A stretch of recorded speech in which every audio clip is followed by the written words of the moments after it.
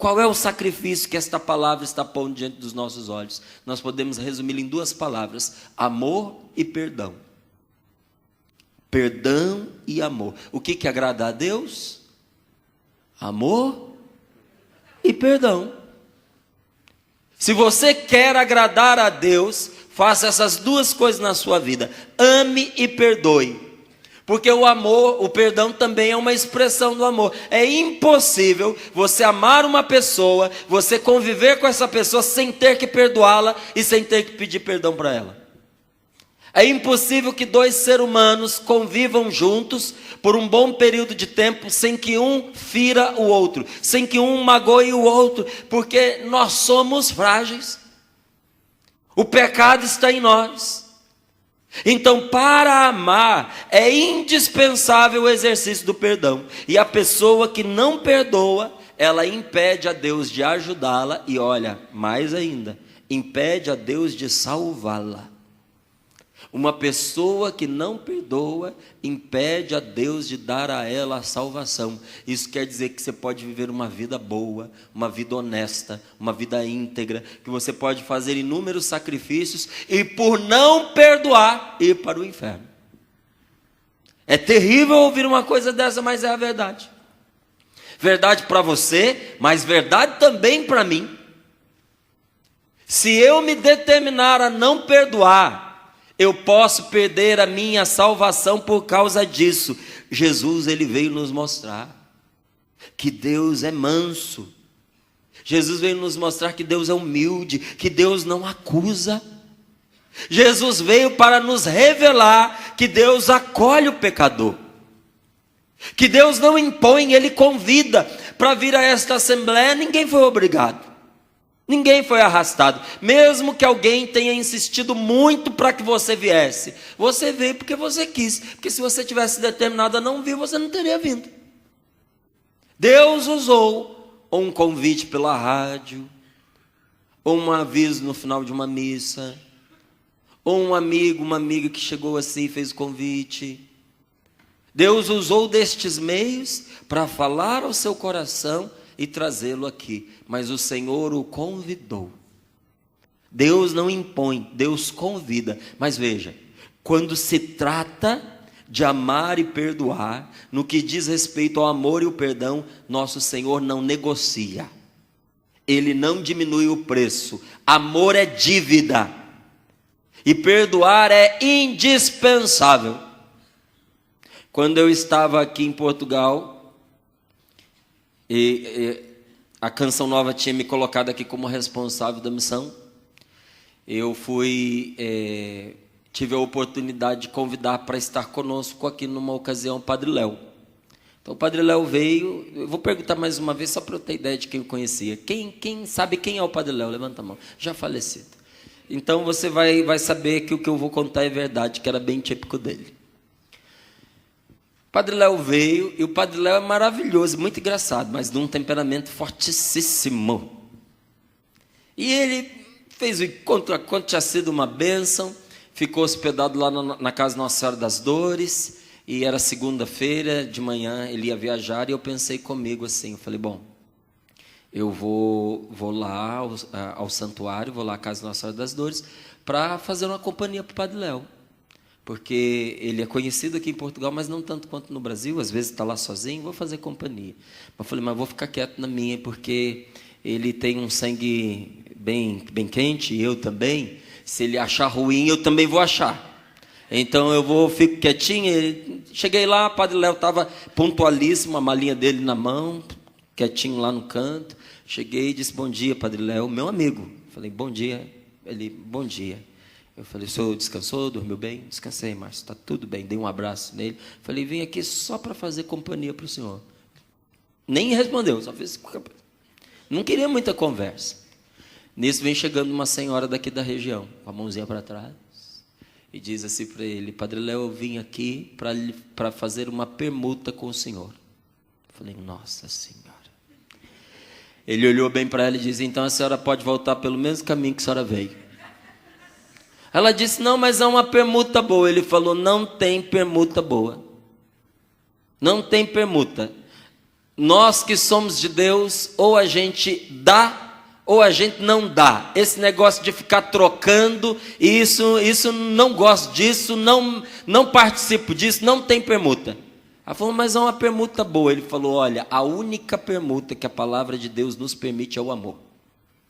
Amor é dívida, eu devo amar a senhora, e a senhora deve me amar. Então o amor a gente pode trocar, agora o resto, minha senhora, eu não troco nada com ninguém. E a senhora insistindo, e aí eu já comecei a interceder para ver se Nossa Senhora fazia aquela mulher calar a boca, que aquilo não ia terminar bem. Aí ela estava com a mão para trás, não sei o que ele pensou que fosse. Ele disse, olha, se o que a senhora tem aí na mão não é um punhado de amor, a senhora nem me mostra. Ela tirou uma florzinha, deu uma florzinha para ele, disse, eu vim trazer essa florzinha para o senhor e pedir que o senhor ore por mim. Ele falou, eu oro. Pegou a florzinha e disse, toma, Márcio, pega essa florzinha, leva essa florzinha, põe lá os pés de Nossa Senhora na capela da Canção Nova. Eu falei, sim, senhor Patrilão. Ela disse, mas a florzinha era para o senhor. Ele disse, para quem? Para o senhor. Para mim? Ela falou, é para o senhor. Eu falei, então, se a florzinha é para mim, ela é minha e eu dou a quem eu quiser. E eu já dei a Nossa Senhora de Fátima, que está lá na capela da Canção Nova. Vai levar e vai pular.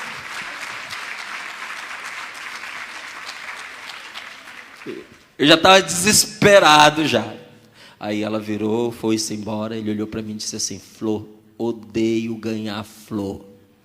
Para mim, 3 tipos de gente ganha flor nesse mundo: mulher, defunto e viado. Não sou mulher e não estou morto. Do que essa mulher está me chamando? Ele não perdia a oportunidade de fazer uma piada, nem quando ele estava nervoso. Era uma piada, né? Mas ele queria ficar quieto. Ela foi incomodada no momento de descanso. Ele era assim. Mas em meio a isso, ele não perdeu a oportunidade de fazer uma piada e não perdeu a oportunidade de dar um ensinamento. Amor é dívida. E Deus não negocia quando se trata de amor. Como assim? Como assim não negocia? Ninguém está dispensado de perdoar. Perdão também não é negociável. Ninguém está dispensado de perdoar em nenhuma circunstância. Ah, mas o que aconteceu comigo é imperdoável. Desculpe, mas não é. Você vai precisar perdoar. Mas se você soubesse o que aconteceu comigo, eu não sei o que aconteceu com você. Mas com certeza o que aconteceu com você não é o maior do que o que aconteceu com Jesus, e Jesus perdoou. Jesus não merecia a cruz, merecia. Jesus não merecia ser arrastado pela rua nu, porque foi assim que ele foi arrastado. Nu, ele foi espancado, ele teve a barba arrancada, ele teve a cabeça toda machucada, ele teve o cabelo arrancado, ele foi escarrado pelo meio do caminho. A cruz foi amarrada nos seus braços. Então nós imaginamos Jesus carregando a cruz como nós a vemos já posta. Não, ele carregou o pau horizontal da cruz, amarrado nos seus braços. E isso era melhor ou era pior? Ah, era melhor porque era mais leve. Não. Ele não tinha como se apoiar quando ele tropeçava. Quantas vezes Jesus caiu? Então você imagina que num país onde mal se vê terra, tudo que se vê é pedra. Quando a pessoa tropeçava, ainda tinha um pau pesado que esfregava o rosto dela contra o chão. Foi isso que ele viveu.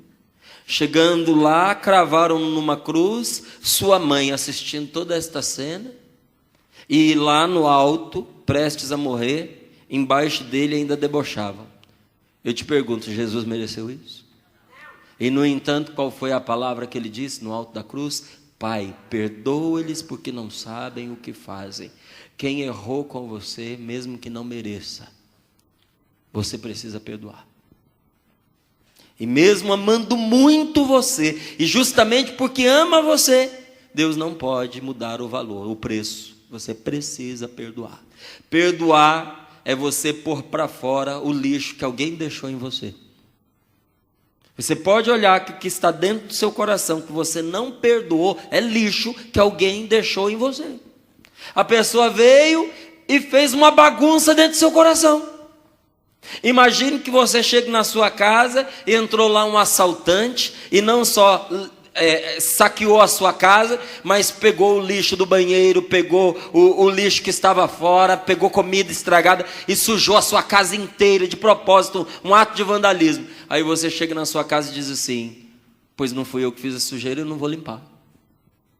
E faz beicinho e cruza os braços e senta emburrado no sofá e diz: não vou limpar, não fui eu que sujei.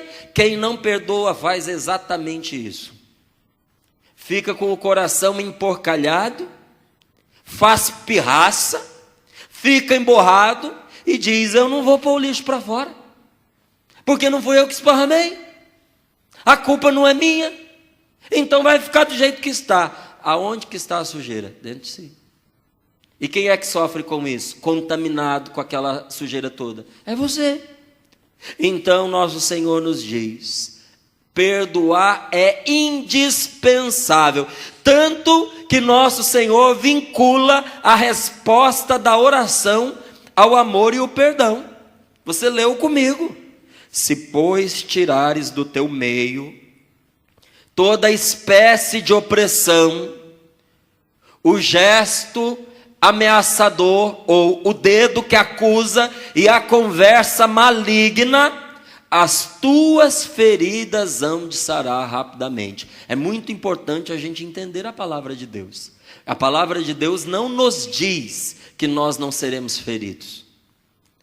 A palavra de Deus não nos diz que nós não seremos machucados. A palavra de Deus nos diz que feridos, as nossas feridas vão sarar rapidamente.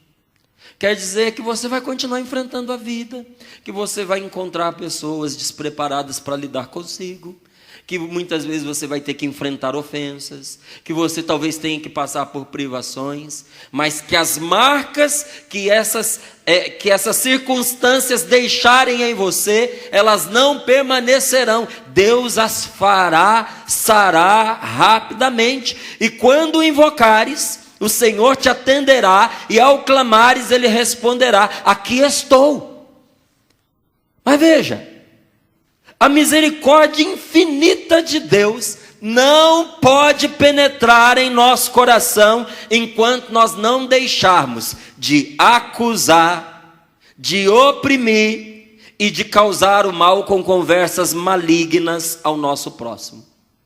Quando que a palavra de Deus, com a sua bênção, com a sua graça, não pode penetrar no nosso coração?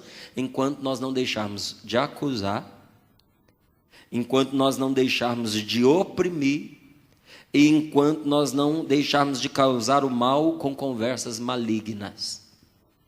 Então vou dizer de uma outra forma: a pessoa fofoqueira não recebe a graça de Deus. Sabia? A pessoa fofoqueira, que gosta de falar da vida alheia, mesmo que ela viva com o terço na mão, ela levanta uma barreira à graça de Deus. Inclusive, é uma coisa terrível a vida do fofoqueiro. E até quero aqui fazer uma comparação, porque é uma coisa muito triste, gente, quando você vê uma pessoa vítima do alcoolismo, não é verdade? Eu espero que você nunca tenha tido a oportunidade de ir buscar alguém da sua família porque estava caído sob o efeito do álcool. É muito triste. É muito feio um homem tomado pelo álcool. É muito feio. Você vai buscar a pessoa, ela está fora de si, às vezes se sujou toda, se vomitou, se urinou. A dignidade, olha, arrasada. E a família participando da humilhação, porque vai o filho buscar lá no bar, lá no boteco. Vai a esposa buscar aquele homem, o vexame acompanhando os dois pela rua. É muito triste. É muito feio um homem alcoolizado. Mas você já viu uma mulher alcoolizada? Nossa Senhora. Um homem alcoolizado é feio. Uma mulher alcoolizada é monstruoso. É feio demais da conta. É muito mais do que um homem alcoolizado. Uma mulher fofoqueira é feio, mas um homem fofoqueiro é monstruoso. É feio demais da conta. Assim como o álcool fica pior na mulher, a fofoca fica pior no homem. Concorda? E para mim, a fofoca, ela é um testemunho de falta do que fazer, de vida à toa. Porque o fofoqueiro é sempre um desocupado. Sempre um desocupado. Eu tenho um medo de gente desocupada, gente que você não tem ideia. Aposentado não é desocupado. Você aposentou do seu trabalho. Agora tem muito aposentado que é ativo. Sabe, é ativo, ele está sempre participando de algo, está sempre ajudando alguém, e dá assistência no asilo, dá assistência numa creche, participa na sua paróquia, ajuda a família, cuida dos netos. Agora tem gente que entende que aposentadoria é o mesmo que desocupação, fica à toa. À toa não fica, fica cuidando da vida alheia. Isso é uma coisa muito triste.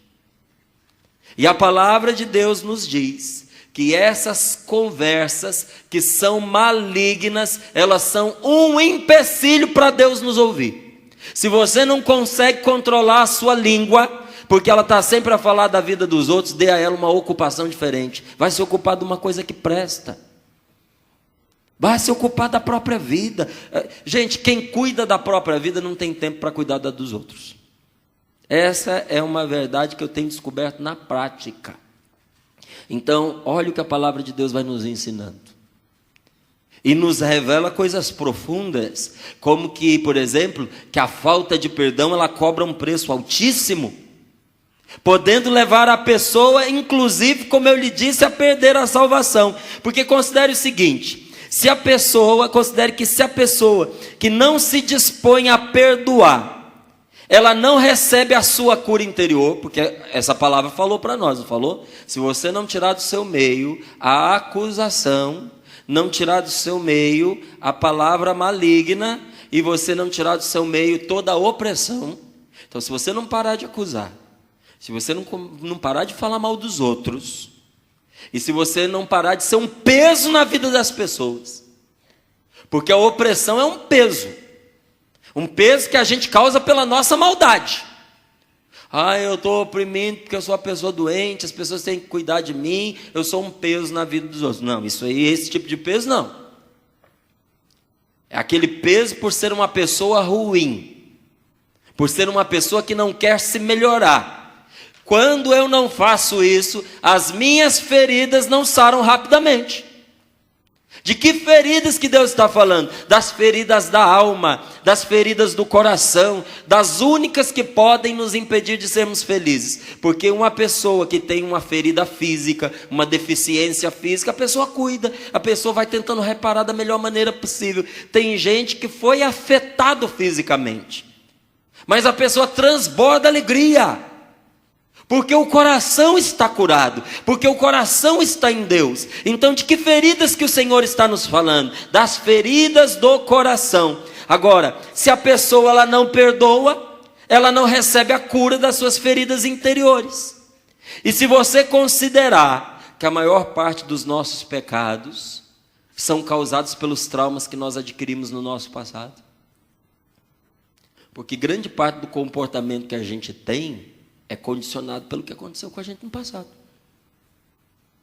Às vezes você vê uma pessoa muito perturbada, você vai voltar na história dela e você vai ver que teve alguma situação que potencializou esse desequilíbrio. Você vai descobrir. Às vezes a pessoa se tornou muito medrosa por causa de uma experiência negativa que ela viveu. Muitas vezes a gente, atendendo as pessoas, a gente vê que não é raro topar com algumas mulheres que não confiam em homem nenhum. Não confiam em nenhum. Porque viram o pai enganar a mãe, viram o avô enganar a avó, viram os tios enganando as tias. A própria pessoa, às vezes, foi vítima de um assédio, de um abuso sexual. Como é que essa pessoa cresce? Achando que nenhum homem presta. É verdade? Não, não é verdade. As pessoas são diferentes, nem todas as pessoas são iguais, mas a experiência daquela pessoa foi negativa e condicionou-a desta maneira. Às vezes, quando vai lidar com o homem, é de maneira ríspida, o envolvimento sexual às vezes existe, mas é frígido, não é? A pessoa lida muito mal com qualquer atitude do outro, porque o ponto de partida é sempre o da desconfiança, e depois que esse desequilíbrio se fixou no nosso coração como pecado, é pecado e acabou, não é? Ficamos amarrados por causa dos nossos traumas aos nossos pecados, que independente da sua origem, o pecado pode ter nascido de uma ferida que você teve, ou nascido de uma maldade do seu coração. Você pode ter sido vítima ou não, mas depois que ele entra no seu coração e se estabeleceu como pecado, ele é pecado. E quem morre em estado de pecado mortal, o que acontece? Para a gente não esquecer, eu vou lhe pedir uma gentileza.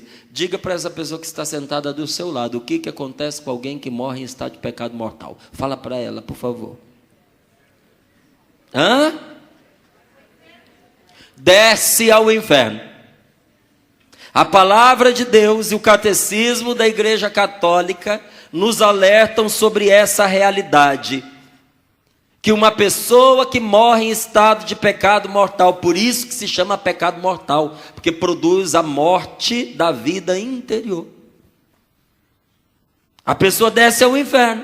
E olha que coisa triste, infelizmente muita gente pode passar a vida, viver essa vida terrena num verdadeiro inferno, porque você colhe o que você planta. Se você plantar laranjas, o que você vai colher? Laranjas. Aqui em Portugal as cerejas são uma coisa maravilhosa. Ontem eu ainda lembrava com a Rose, que quando nós moramos aqui, o Rafinha, meu filho hoje tem 15 anos, o Rafinha tinha 2 aninhos de idade. Ele sentava no chão da cozinha com uma bacia de cerejas entre as pernas. Os dedos todos roxos, a boca toda pintada, era uma coisa maravilhosa. Se você planta cerejas, o que você vai colher? Você vai colher cerejas. Agora, se você planta urtiga, é isso que você vai colher, meu querido. E se você semeia fogo, você vai colher incêndio. Você começa, acende um foguinho aqui com uma fofoca, acende um foguinho ali, acende um foguinho acolá. Quando você vê, você está cercado pelo fogo que você mesmo acendeu. Por que tem gente que vive a vida no inferno? Porque por onde passa, planta inferno. Conhece pessoas assim? Tem gente da qual a gente se previne. Lá em casa também. Às vezes vai alguém lá em casa, eu já falo para os meus filhos, toma cuidado com o que você fala perto do fulano. Você nunca deu um aviso assim para um filho seu? A gente dá, porque a pessoa usa tudo que você fala contra você. Você é obrigado a receber, às vezes a pessoa é conhecida, às vezes até da família. Só que você tem que ter cuidado, porque você já sabe que aquela pessoa semeia inferno por onde ela passa. E olha, infelizmente, muita gente, depois de ter se cercado de inferno durante a vida, quando morrer, por causa dos traumas, por causa dos desequilíbrios, por causa das feridas não curadas, ainda corre um sério risco de ir para o inferno. Porque nem Deus pode perdoar uma pessoa se essa pessoa não decidir se perdoar. Se ela não decidir se curar. Sozinha ela não consegue. Mas Deus sem ela não pode. Para nos curar, Deus precisa de nós. No mínimo nós temos que querer. E nós temos que colaborar com isso. Então, nem Deus pode perdoar uma pessoa que se determinou a não se perdoar. Eu recebi 2 testemunhos muito interessantes lá no Brasil. O deles foi de uma moça que ela engravidou do namorado, namorava já há alguns anos, e a família muito tradicional numa cidade pequena, ela não queria infringir à família essa vergonha. O namorado, sabendo que ela estava grávida, disse para ela, eu amo você. Eu caso com você amanhã se você quiser. Antes que essa barriga apareça, eu assumo você, mas não tire o nosso filho. E aí, vendo que ela estava determinada a tirar, ele disse: olha, se você não quiser casar comigo, não tem problema. Você não se case comigo, mas tenha a criança, eu cuido da criança. Eu crio a criança. A criança fica comigo e eu vou dar toda assistência, eu vou cuidar, eu faço o que você quiser, mas não tire o nosso filho. Vendo a determinação do namorado, ela parou de falar com ele sobre o assunto. E um dia simplesmente tomou a decisão de tirar a criança e tirou. Só que a violência que uma mulher faz ao tirar uma criança não recai apenas sobre o feto, recai também sobre ela. E ela, que não queria infringir essa vergonha aos pais, por causa da violência que se fez, perdeu o amor pelos pais. Eu perguntava para ela: e o namorado? Ela disse: está no meu pé, ele quer continuar comigo, mas eu não sou digna de uma pessoa tão boa. Eu matei o filho dele. Eu não posso continuar com ele. Ela amava o rapaz, mas agora a consciência dela não permitia que ela continuasse com ele. Então veja, gente, essa moça, no passo em que ia, Deus não podia fazer nada por ela, porque ela não aceitava a redenção, ela não aceitava ser perdoada. Então você vai vendo situações que condicionam a vida da pessoa. Uma outra me escreveu, estava lá com seus 35 anos, resolveu dar uma festa comemorativa pelos 35 anos, porque era uma pessoa, uma mulher jovem, ainda bonita, não é, resolvida, segundo ela, com muitos homens interessados nela, mas ela disse que achava que não precisava de ninguém, então ela não tinha namorado. Deu uma festinha para comemorar ali a sua autonomia, bem-sucedida nos estudos, bem-sucedida profissionalmente, bem-sucedida financeiramente. Recebeu na festa uma amiga de infância, que quando a encontrou, viu que ela não tinha uma aliança no dedo, disse: olha, amiga, 35, não tem ninguém, já está ficando velhinha, hein? Aí ela me contou, ela falou: Márcio, aquela palavra velhinha caiu sobre mim como um raio. Ela disse: ali, no começo da festa, a festa já tinha acabado para mim. Eu não imaginava como uma palavra poderia me arrasar daquela maneira. E aí eu tentei disfarçar e minha amiga voltou a usar a mesma brincadeira e disse para mim que eu estava ficando velhinha, aí eu perdi, eu me descontrolei. Eu olhei para ela e falei: lembre-se por que você está aqui e na casa de quem você está. Se você repetir essa brincadeira, eu ponho você daqui para fora. Aí a amiga dela estava acompanhada de um garoto, um molequinho de uns 7 anos de idade. Mas ela disse que aí a festa já acabou. Ela só estava esperando a hora de mandar os convidados embora. Adivinha quem foi a última que saiu da festa? A amiga, com o seu pirralho de 7 anos. E ela disse: quando a minha amiga já estava do lado de fora do portão, o pivete que ela levou com ela gritou de lá de fora: tchau, tia velhinha. Ela falou: Márcio, eu tenho andado com veneno de rato na minha bolsa.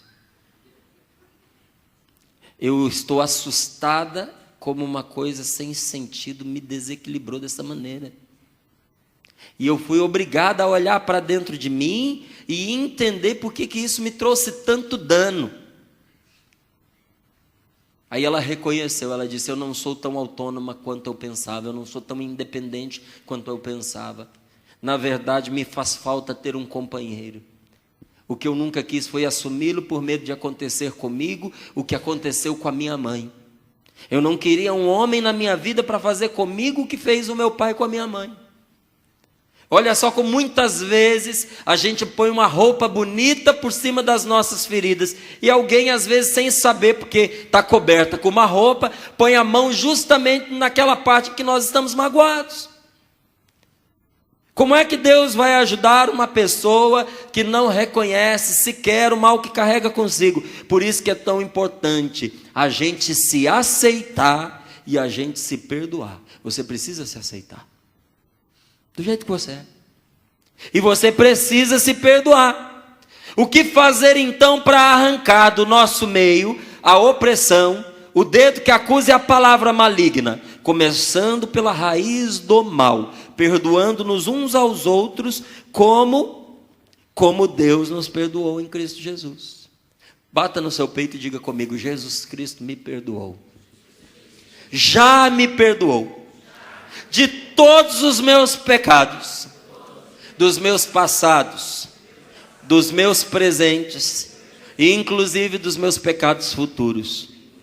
Eu fui lavado no sangue de Jesus, redimido, inteiramente perdoado. E do mesmo jeito que Jesus me perdoou, sem pedir nenhuma satisfação, eu preciso perdoar o meu irmão. Agora me diga, não é isso que você reza no Pai Nosso? Como é que é? Esqueci a oração. Perdoai as nossas ofensas, como? Olha aqui nos meus olhos e me diga, por favor, você realmente deseja que Deus perdoe você exatamente do mesmo jeito que você perdoa os seus inimigos? Você quer que Jesus perdoe você do mesmo jeitinho que você perdoa os seus inimigos? Como é que você tem perdoado as pessoas que têm ofendido você? É desse jeito que você quer que Jesus te perdoe? Então você, por favor, pare de rezar o Pai Nosso. Ou você para de rezar o Pai Nosso, que é uma coisa muito ruim, ou muda o jeito de perdoar as pessoas, porque você está pedindo a Deus que perdoe você do mesmo jeito que você tem perdoado os outros. Não é o contrário. A gente não pede: Senhor, me dá a graça. No Pai Nosso não é isso que a gente está pedindo. Seria bom pedir assim também, mas não é isso que a gente está pedindo no Pai Nosso, que eu vou dizer agora.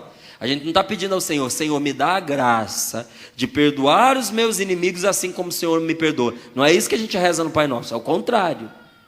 Perdoa-me as minhas ofensas, assim, do mesmo jeito, igualzinho eu perdoo os meus inimigos, as pessoas que me ofenderam. Se Deus levar a sério essa nossa oração, nós estamos perdidos.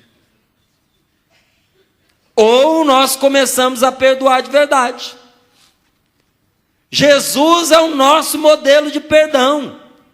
Como assim Jesus é o nosso modelo de perdão? A justiça, gente, exige que o outro reponha. A justiça exige que a pessoa pague pelo mal que fez. Por que quando alguém faz o mal a você, algo fica gemendo e gritando dentro de você? É a justiça. Porque você foi injustiçado. O que a justiça clama? A justiça clama que essa pessoa desfaça o mal que ela causou a você. Não é isso? Quando é possível, tudo bem. Inclusive, a penitência que o sacerdote dá ao final da confissão, ela está orientada para a reparação do mal. Então, se você confessou roubo, o que o sacerdote deveria orientar é: devolva o que você roubou. Essa é a sua penitência. Se você não pode devolver o que você roubou, porque você vai ser preso, então o sacerdote deveria orientar: você vai pegar este valor que você assumiu injustamente, tomou posse injustamente, e vai oferecer para a caridade, para os pobres, para alguém que precisa. Ou se você já não tiver consigo o que foi roubado, você vai oferecer do seu próprio bolso um valor equivalente. Porque a confissão, ela exige na penitência a reparação. Quando não é possível reparar, porque tem mal que não tem como a gente reparar materialmente, o sacerdote nos oferece um remédio para a alma, porque a penitência não é castigo, a penitência é um remédio para a alma, é uma terapia para a alma. O sacerdote nos arremete para a oração. Mas quando é possível reparar, precisa ser reparado. E quando não é possível, a gente é obrigado a dar, a gente é obrigado a ceder. O perdão, ele é absolutamente injusto. Márcio, não é justo o que essa pessoa fez comigo. Não, não é. Perdoar essa pessoa é uma injustiça. Você tem toda a razão. É injusto. O perdão, ele é absolutamente injusto. Por quê? Porque ele aceita, se for preciso, abrir mão. Separa a palavra que você vai entender. Perdoar. Por meio, quer dizer por meio de. Por meio da doação. Em inglês é a mesma coisa. O que é que faz a pessoa que perdoa? Ela faz assim: fica com você, não vou fazer conta disso. É ou não é assim? Sabe o que aconteceu no nosso passado? Fica para lá. Estou deixando de lado, eu estou abrindo mão. Sabe como é que você descobre dentro de uma casa quem é dos dois, do marido e da mulher, quem mais ama? É aquele que mais perdoa, é o que perdoa primeiro. Na sua casa, quem perdoa mais? Você ou seu marido? Você ou a sua esposa? Qual dos dois cede primeiro? Aí a gente descobre quem ama mais. Não é para acusar o outro, mas para a gente ser grato ao outro pela bondade de ceder muitas vezes. Lá em casa tem que tirar o chapéu. Minha esposa cede muito mais do que eu, mas muito mais. Quando eu penso em ceder, ela já foi antes, não é? Mas eu também aprendo muito com ela. Eu me tornei uma pessoa muito mais maleável pelo testemunho dela, pela generosidade dela em tantas vezes tomar a iniciativa da reconciliação. A gente vai aprendendo um com o outro, não é? E tem que ceder mesmo, gente, porque veja, do que adianta eu querer aplicar esse critério de justiça, da pessoa pagar pelo que ela fez, ao meu avô, que já faleceu? Olha, quantas vezes eu fiquei na casa do vovô? Quantas vezes você ficou na casa de sua avó? Na casa do seu tio? Na casa de um parente seu? Não é? E ali sempre escapa uma palavra que machuca a gente, um gesto que ofende, como disse essa palavra, ou uma opressão. Aí eu guardo essa coisa ruim dentro de mim. Como é que eu vou agora dar o perdão ao meu avô que já faleceu, se eu quiser que ele repare o dano? Não é possível. Ou perdoar uma pessoa que eu nunca mais vi. Eu falava para você, o Brasil é muito grande. Tem amigos de infância meus que eles vieram de mais de 2.000 quilômetros de distância para morar na cidade que eu morava. E depois eles foram embora, voltaram para a terra deles. Já procurei nas novas mídias sociais. Eu lembro o nome completo. Já joguei lá, já procurei os meus amigos de infância, não achei. Procurei porque quero bem, queria resgatar o relacionamento. Mas, às vezes, a gente também precisa perdoar. Agora, como é que eu vou perdoar uma pessoa que eu nunca mais vi? Há colegas da minha infância que eu nunca mais encontrei. Como é que eu vou perdoar essa pessoa? Nós temos que parar com essa bobagem de achar que para perdoar, a gente tem que encontrar a pessoa, sentar com ela e falar para ela o que está dentro de nós. Inclusive porque tem gente muito mal intencionada que só usa essa desculpa para agredir mais ainda o outro. Quando alguém chega perto de mim e diz assim: eu vim aqui para te pedir perdão, para te perdoar, eu já preparo o lombo. Você pode esperar, olha, a cutucada, a alfinetada. Que a pessoa é que nem a flecha, ela puxa, ela retrai para soltar com mais força. Eu vim aqui para pedir perdão e para perdoar você. Pode esperar que lá vem o discurso, lá vem a pedrada. Muitas vezes, infelizmente, acontece assim. E às vezes a gente quer sentar com o outro, não é para perdoar o outro, mas é para despejar o entulho em cima da outra pessoa. Isso não vai ajudar. Nós temos que parar com essa ideia de imaginar que eu tenho que descarregar em cima do outro para eu aliviar meu coração. A pessoa diz assim: lavei a alma, lavou nada. Fui lá e disse tudo, lavei a alma. Você não lavou a sua alma, você emporcalhou a sua alma. Na hora fica tudo anestesiado, vem aquela falsa alegria, mas depois pesa a consciência e você fica mais triste do que você estava antes. Como é que a gente vai ficar com essa ideia de ter que falar, sendo que tem gente que já morreu, teve gente que já sumiu da nossa vida? Eu vou desesperar? Eu vou sair caçando essa pessoa, revirando o passado e até mesmo aprofundando as mágoas, porque quando a gente fica revirando o passado, é outro mal da pessoa desocupada. Qual foi o primeiro mal? Que eu falei? A fofoca. Você sabe qual é o segundo mal da pessoa desocupada? Ela fica revirando as latas de lixo do passado. A mente vai lá atrás, aí ela fica lembrando umas coisas que ela não devia, umas pessoas que injustiçaram. Ela olha para a vida dela agora, ela diz: se não tivesse acontecido aquilo, eu estaria bem melhor hoje. E fica amargurada, e fica deprimida. Estraga o próprio dia, vai estragando o dia de todo mundo. Se a pessoa amargurada fosse amargurada sozinha, tá bom, mas ela não fica com a amargura só para ela, gente. Eu nunca vi gente tão dada a distribuir o que tem do que o amargurado. Ele sai amargurando a vida de todo mundo à sua volta. Pois é, isso é uma barbaridade. O que Deus nos pede é outra coisa. Para a gente terminar aqui, a gente precisa entender que às vezes nós vamos ter que perdoar pessoas que não suportam a gente.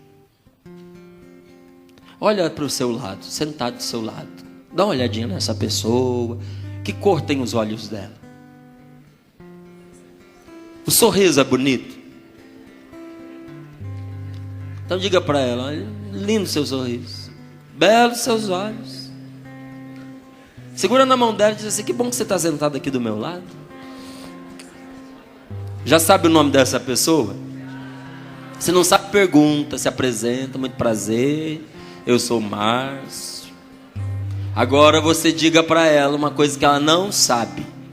Olhe nos olhos dela e diga: você sabia que tem gente que não gosta de você? Você com essa sua carinha tão linda, tem gente que não te suporta. Você me desculpe falar isso, mas tem gente que não suporta você. Não suporta mesmo. Tem gente que não quer saber de você. E se você procurar essa pessoa para se reconciliar com ela, às vezes essa pessoa vai te dizer mais desaforo. Então o que você vai fazer? Você vai perdoar. Mas ela não quer. Ótimo, perdoe sem ela querer. Vai ser perdoado na marra. Porque o perdão, ele não depende da outra pessoa. O perdão, ele é antes de tudo um remédio para você. O perdão beneficia em primeiro lugar a quem o dá. Não é tanto a quem o recebe. Márcio, mas isso não é justo. Isso não é justo, isso é santo. Perdoar é de Deus. Perdoar é para quem tem coragem. Perdoar é para homem de verdade, para mulher de verdade. Não é qualquer um que consegue perdoar não, gente. E sem a graça de Deus não dá para perdoar. Porque o que a outra pessoa fez é uma coisa, mas o que aquilo causou em nós é outra bem diferente. Veja só, às vezes uma pessoa andando pela rua dá-nos um esbarrão e a gente cai e se machuca, às vezes vai parar no hospital. Mas você percebe que a pessoa não fez de propósito. Fica fácil perdoar. Às vezes a pessoa nem nos machucou fisicamente, mas na frente de todo mundo ela veio devagarinho e fez assim no rosto da gente, assim, ó, pá. E você lembra dessa situação e diz: isso eu não perdoo.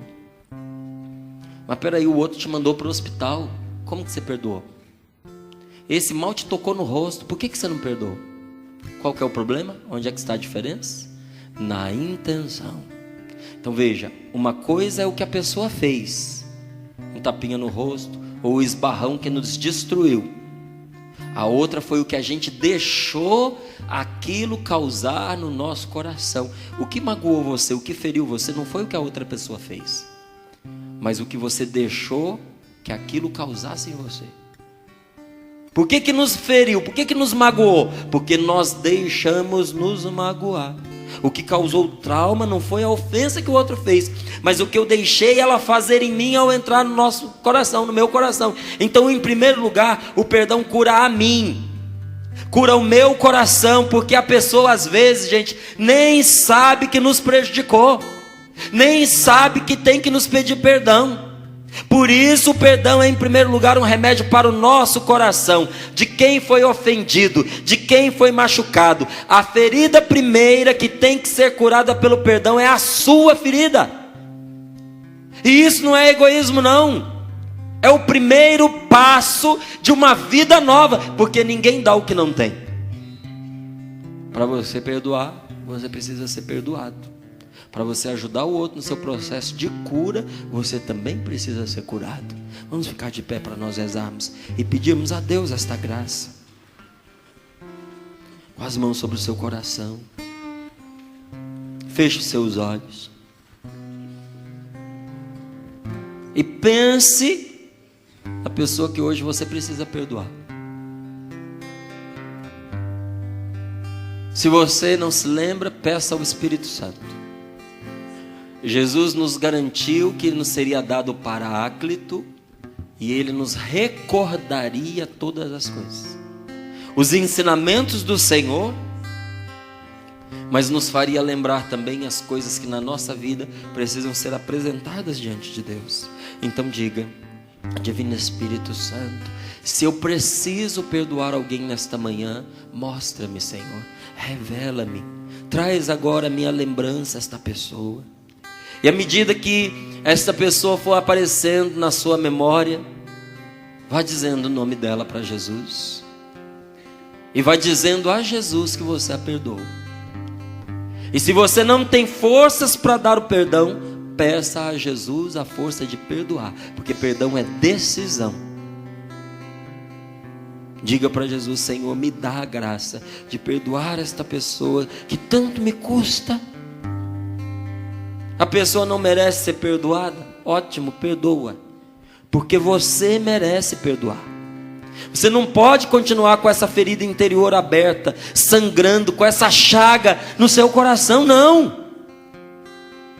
A pessoa não consegue amar nem ser feliz, porque lá dentro do coração dela está aquela ferida aberta, sangrando. Então perdoe, meu querido. Para você poder viver a sua vida, perdoe, independente da outra pessoa estar viva ou morta, está perto ou longe, dela querer ou não querer. O perdão é uma necessidade sua e uma ordem de Deus, é um mandamento de Deus para você, e você precisa se decidir. Ah, mas eu não estou sentindo, Márcio, nesse momento de oração, o desejo de perdoar. Perdão não é sentimento. Se o seu coração está ferido, você nunca vai ter desejo de perdoar. Perdão é uma decisão. O perdão precisa da sua decisão inteligente para acontecer. Você precisa, independente da sua sensibilidade ferida, tomar essa decisão. Mesmo que você esteja sentindo raiva, mesmo que você esteja sentindo ódio, mesmo que eu esteja com vontade de me vingar, o perdão é uma decisão, assim como o amor é uma decisão. Eu decido perdoar, ainda que o outro não mereça. Reza comigo com Jesus agora e diga: Pai, perdoa esta pessoa, porque ela não sabia o que fazia quando ela me feriu, Senhor. Ela sabia que estava fazendo o mal, mas ela não tinha ideia do mal que ela estava causando a mim e a ela. Perdoa, Senhor, porque ela não sabe o que faz. Trata-se de uma decisão interior que eu tomo sozinho, no carro, no banho, escovando os dentes. Esteja você aonde estiver, fazendo o que for, veio a lembrança à tona, você lembrou, toma a decisão e põe ali a marca do seu perdão. Mesmo que você estivesse sentindo raiva dessa pessoa, eu repito, mesmo que você estivesse convencido de que você tinha que se vingar dessa pessoa, não fique pensando: ah, mas não é justo, meu Deus, ela me ofendeu, ela me prejudicou e vai continuar fazendo isso. Isso é conversa maligna. Isso é argumento diabólico. O que Deus nos manda fazer é outra coisa: perdoe. Essa continuará sendo a ordem do Senhor para nós: perdoe.